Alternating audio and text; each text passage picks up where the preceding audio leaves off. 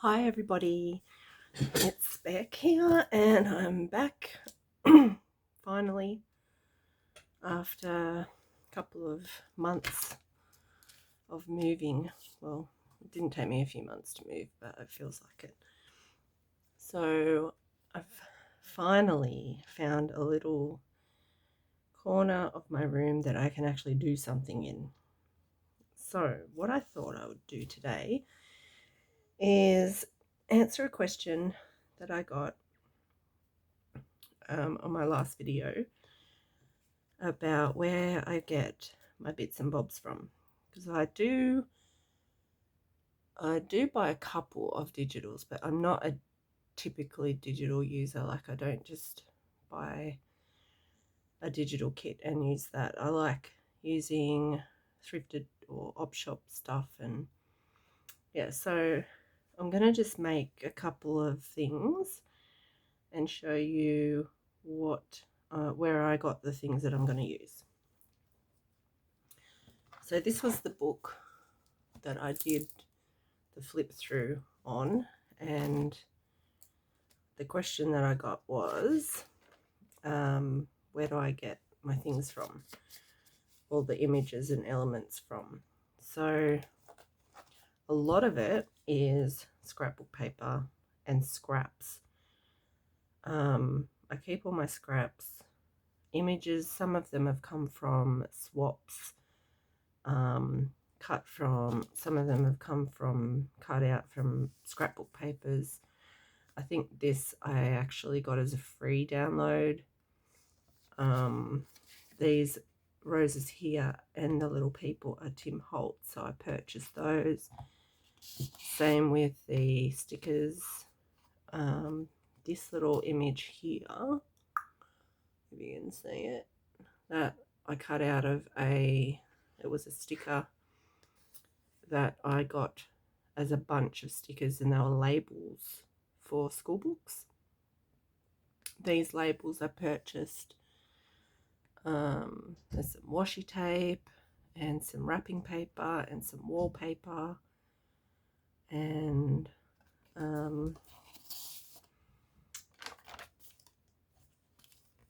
that might have been from a book, I think. These butterflies, they were from a book. These are stickers. A lot of it is stickers because I love stickers. And I'll show you. This is how I... sorry. I literally am in a little tiny corner of my space. This is how I store my little bits and bobs. I just have these they're like ATC card file things, and I put them in a binder, which I need to get a new one because that's broken, but that's okay, it still works. And I just put like all the little bits and bobs in here. You know, I made these kinds of things myself just by printing words on paper. Got things that I've purchased, things that I've had for a really long time. These I cut out with my die cut machine. These were part of an ephemera thing that I bought. These are stickers that I bought. You can get them fairly inexpensively online, just those kinds of basic things. These are Tim Holtz. These are cut out of a scrapbook page. I've cut rulers and things whenever I see rulers on the edges of pages, or what do you call them? Sewing patterns. I cut them off. Images from books. These are all pieces that I've cut to use for backings of cards, just out of packaging and bits and bobs that I've got. I bought these. These are so cute. Look at those. Aren't they adorable? They're little cats in different outfits. Oh, I'm not in frame. There you go. I'll thought they were adorable. Excuse me, I've got a frog in my throat. These are things I've cut out of books. This was a sticker sheet that I cut up. This is, I think that's out of a magazine. Yeah, magazines are great. And these are all my, these are from a bird book. These are stickers that I've purchased. And then, yeah, I have a sticker problem. But I really love these washi stickers. They're my favourite. And these clear ones are good too, but these are shiny, so they're not my favourite, but I still like them. And just other images and stuff there as well. And this is how they come, those stickers. You get heaps in the packet. They're not very expensive. Yeah. So that's how I store them. It's nice and easy to flip through. It doesn't take up too much room. Excuse me. So, what else have we got? I know this little image. I found him online and I just printed him off. He was free. This image here, this is a cool idea.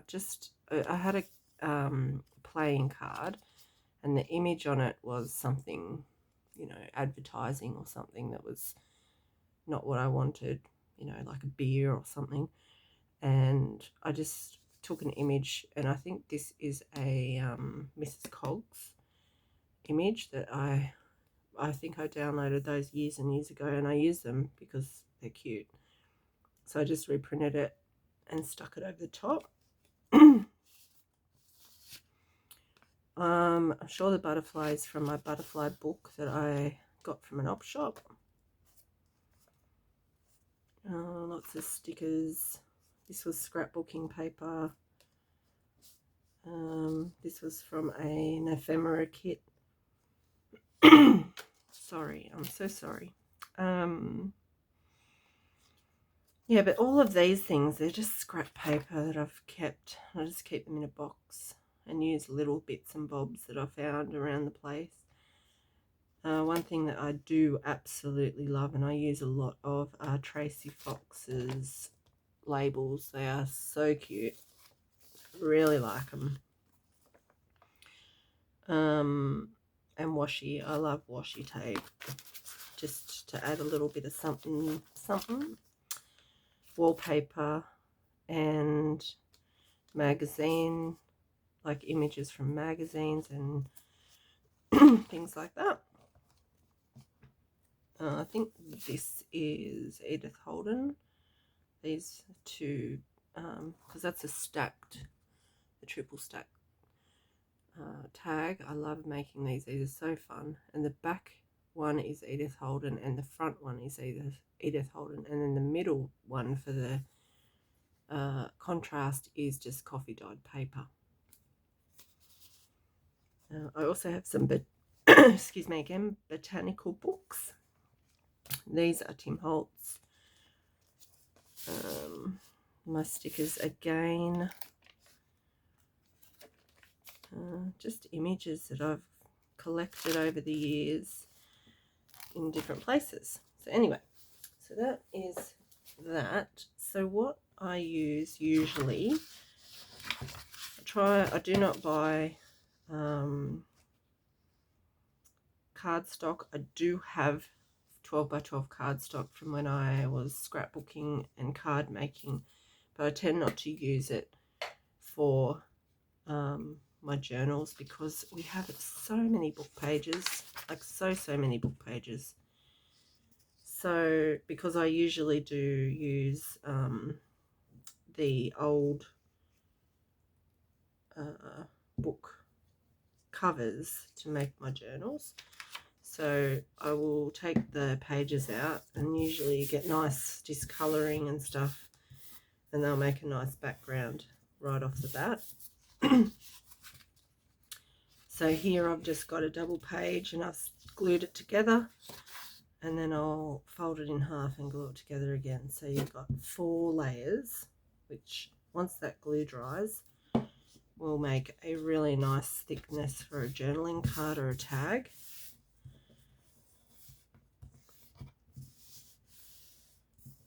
So there is the base for a journaling card. Now you can now change the size of it to anything that you like. And I really like to round off my corners. Sometimes, because it's a bit wet, it's not wet, but it, it's a bit moist. My cutter doesn't like to do a very good job, but it has now. So there's our background ready to go. Now I am an inker. I ink everything, but because I'm in a bit of chaos, I cannot find my inking tool to do the edges. So that's okay. I can do it another time. So what I would use then for background things is things like old newspapers, just bits of text. Sometimes you'll get handwriting in magazines or different types of text. I have this Woman to Woman magazine, and it is from 1957, and it's really funny. Like, some of it's hilarious, but there's some awesome images in it, and some of them I find it very difficult to pull apart, but this is quite damaged. I have a few different things, but if you can find these kinds of things around the place, they're definitely a fun item to have in your stash. So I might just use a little bit of that.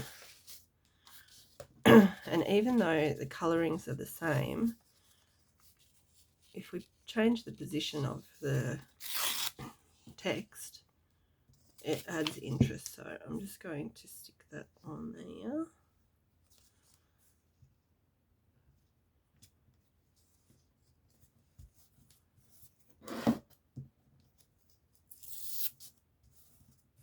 As part of my collage. So I like to collage. I love collage. I just do it all the time. I like it a lot. So old magazines, like really old magazines, cool, or newspapers. Here is another thing that I picked up at an op shop, is these Australian Wildflowers books. They're an old stamp collected book, not an actual stamp, but like you'd collect the stickers and match them to the images. So they're pretty cool. I much prefer the black and white images. You could colour them if you like, but I can use this image.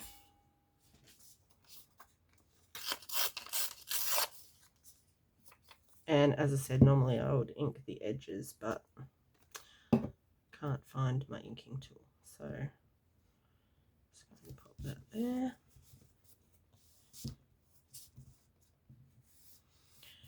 And then we've got little things like this. These pages I found just in a pack online. They were really inexpensive. I got heaps of different patterns, but these, you just tear them up to make some, bring a bit of colour in. You could use wrapping paper. I have a stash of wrapping paper. You could use some napkin. Yeah, so many different things. So we just pop that there. And then I'll find a focal point. So let's use him. So I think I got that. I just printed that for free online. It wasn't part of a kit or anything. I just Googled for images, free images, and we'll just pop that there. And then I have things like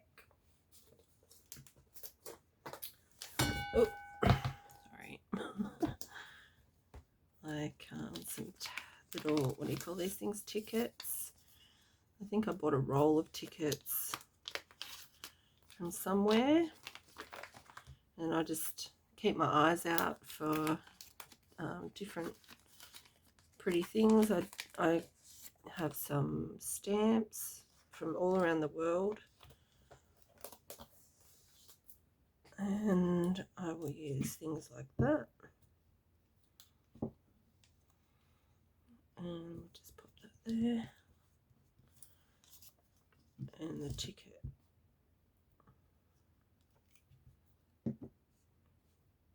can go here.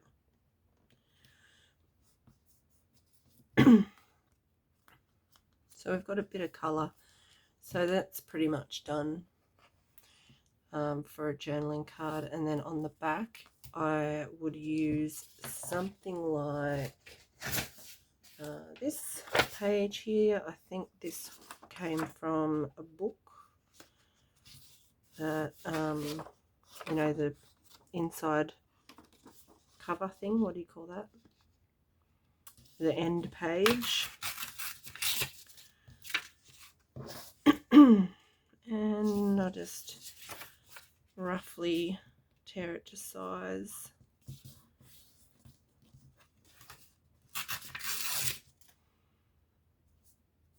It doesn't all have to be all teared edges. And then stick that on.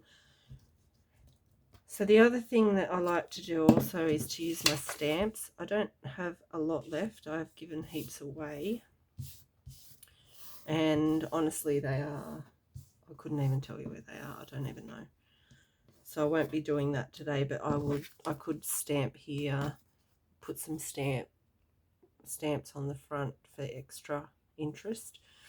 And then we've got a journaling card, just like that. Now, I do like to sew as well, so I'll probably stitch around that. And then once this dries, because it's, I've only just stuck the card together, so it's a bit soft, but it will dry like stiff, and it'll work really well.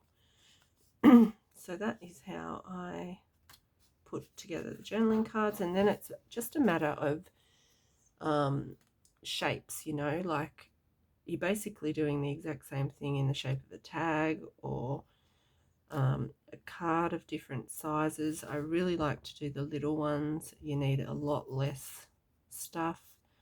You could cut out a little one of the mushrooms. You could cut out the butterfly image off of that. You can cut these in half. You can cut them in half that way.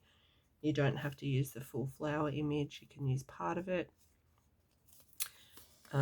Even things like this, you could just cut out that little girl. Same with this, you could just cut out the flowers. If you have images that you've bought online and you have them, and once you buy them, they're yours. If you're buying them, if you're just downloading free ones as well, you can keep using them. But you don't have to use it as the whole image. You can just use part of the image, especially when you're collaging. You can just you could cut out the fan here, the umbrella, and use that as part of your collage. Like I said, with the girls, with these girl images, the words from different things. This is what was from scrapbooking paper. These kind of images. I think this was in a Happy Mail. This was definitely in a Happy Mail. This was, I think, also in a Happy Mail. And then you've got things like your books.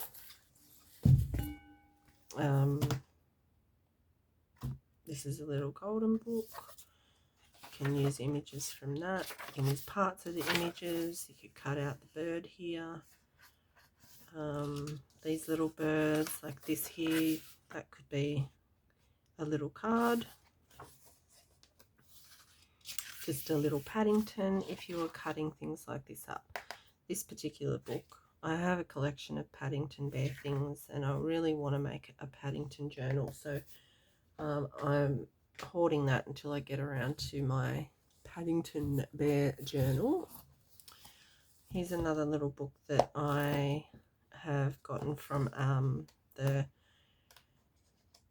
free, my school that I work at. We just emptied out the library of all the old books that wouldn't be used, and this was one of them that I just grabbed because it has some cool imagery in it. So you can take things out of that. What else have I got here?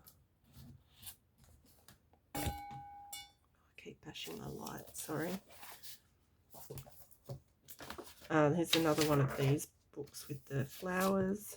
They're really good. You can use all the images on the front and use the covers for your backing for your cards and your tags. Nothing will go to waste. It's all usable stuff. These end papers here, these are great for your backings or your pages inside your journal, like this imagery here, beautiful. Like parts of this would be really cute to use. This book I've ordered for my Australian journal, which I will do, and this one as well. This one's got some really cool Aussie bits and pieces in it, music and things. Same with the wildflowers, I'll use that. And this, I can't cut this up, but if you find it in an op shop, how cute is this? I can't cut it up because my mum gave me a little, I don't even know where it is, I wish I did because it's so cute. It's a little vase, it's about that big, and it has this couple on it. And I've had it for a really long time, and then I found this book in an op shop and I just love it. It's so cute. It's just adorable. Yeah. So, but there's all those kinds of books in the op shops that you can pick up. And again, buy some inexpensive stickers. Grab your absolute favorite digitals. Go and like I did, I bought some stuff from Tracy Fox that I know I will reuse and reuse and reuse. I also bought stuff from Nazi at Amity Bloom that I know I will just reuse and reuse and reuse because I love it. So if you're not wanting to spend a ton of money and just keep buying digital kits and making the journal for the digital kit, but you want to keep using those images over and over again, just buy the ones that you absolutely love and are in your style. So I have a few different styles, but generally this is the style that I make my journals in, is this kind of vintage floral butterflies and a couple of I like something a little bit quirky, a quirky element, and yeah, just something a little bit weird I like. So in this one here, this guy, the little frog, I think that's just so cute. Yeah, a little bee. Just find what you love, like this guy here. Like, it's not in theme at all, but I thought it was cool, so I put it in. Yeah. So yeah, that's how I make my journaling cards. Anyway, that's one element of what I make, and then, but honestly, I really think that the to make them super special is to put in the efforts and do the extra things like inking the edges of your elements, doing the odd stitch. If you don't have a sewing machine, you can use a marker and draw in your stitch markers, stitch lines You could use a pencil like these. Stabilo Alls are really good. And you could use this to outline part of your image to give it some dimension. And these are great. These are really good because they react with water. I just stick my finger in my water cup I'm drinking out of. But anyway, you could lick your finger if you're into that. And that just gives some dimension. But yeah, it's that extra step that makes everything pop and makes it all look really finished and nice. Yeah, so I hope you enjoyed this video. Thank you for joining me. Hopefully I'll be back again soon. One thing that I did want to mention is that I am destashing big time. So if you're interested in a parcel, I'm happy to pay postage. You don't have to pay anything. I will send you a happy mail. I just need to know your address and what kinds of things you like. So if you'd like to email me at Beccarelli, BECERELLI @gmail.com, I will get something in the mail for you. It'll just be a collection of different bits and pieces that I need to destash so I can organise my space because it's getting a bit out of control. With this move, I've downsized considerably. So thanks for joining me, and I hope you have a lovely night. Bye.